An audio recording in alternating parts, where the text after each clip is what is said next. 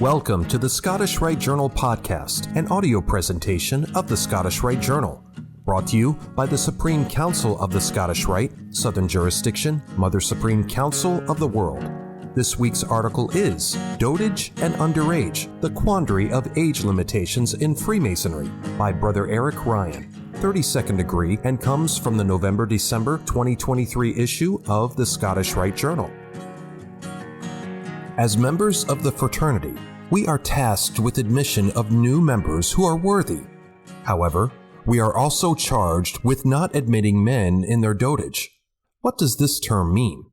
Brother Ryan here offers clarifying thoughts on this important matter.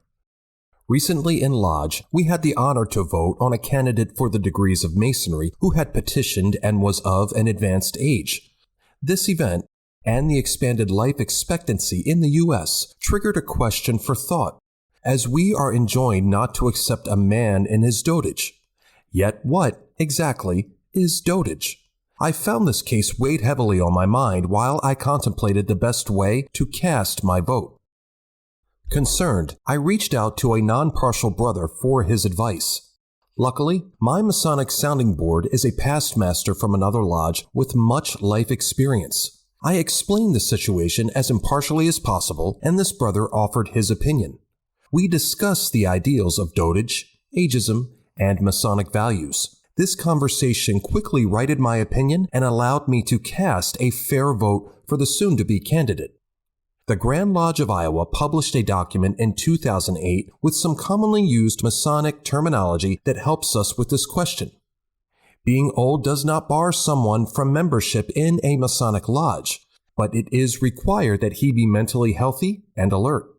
Age, then, is not the issue. Rather, it is mental acuity.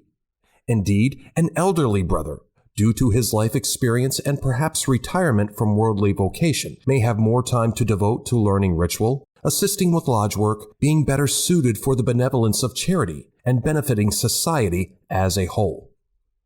Speaking as a younger Mason, what about the other end of the age spectrum? In many jurisdictions, men as young as 18 years of age are permitted to join the fraternity.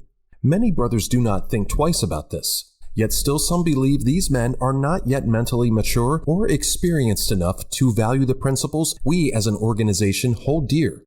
Although these young brethren may not yet have a great deal of worldly experience, participation in our craft will greatly benefit both them and future society.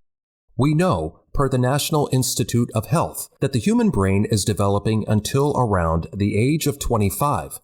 Wholesome experience and habits formed among the brothers now will influence the way the new Mason thinks for the rest of his life.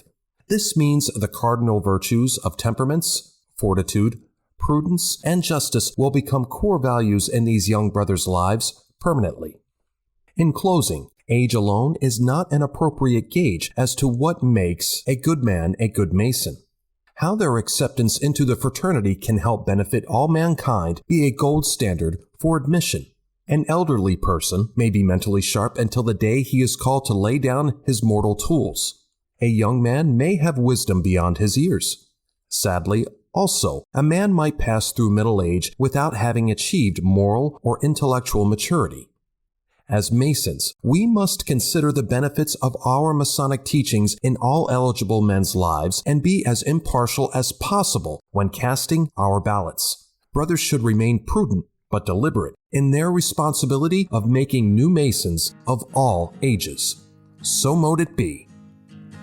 Like and share this article, and don't forget to subscribe to the channel. If you wish to comment, please leave one, and as a reminder, hit the notifications bell. Any accompanying photographs or citations for this article can be found in the corresponding print edition. The Scottish Rite Journal is published by the Supreme Council of the Scottish Rite, Southern Jurisdiction, Mother Supreme Council of the World. Mark Dreisenstock, 33rd degree, Managing Editor. I'm your host, Matt Bowers.